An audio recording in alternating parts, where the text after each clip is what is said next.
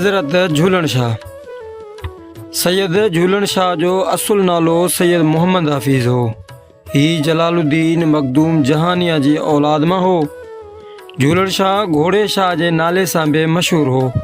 उहो उन करे जो खेसि घोड़नि सां तमामु घणी मुहबत हुई। हिन जो मामूल हूंदो हो त अक्सर शहर में फिरंदो ऐं मख़लूक़ के ख़ुदा जी मदद कंदो रहंदो हो।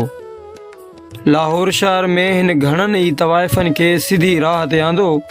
उन्हनि में माई सूडान तवाइफ़ त हिन जी मुरीदियाणी थी पई।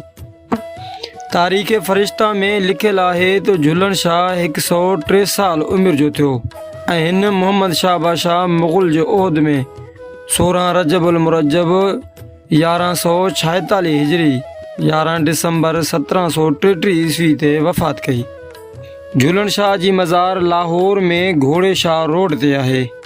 शाह बिलावल जी मज़ार बि हिन ई रोड ते आहे। झूलन शाह जी मज़ार जे आसपास मिट्टी जे घोड़नि जा अंबार मौजूदु आहिनि। चबूतरे में 3 मज़ारूं आहिनि, हिकु झूलन शाह जी ऐं 2 संदसि ख़लीफ़नि जूं आहिनि।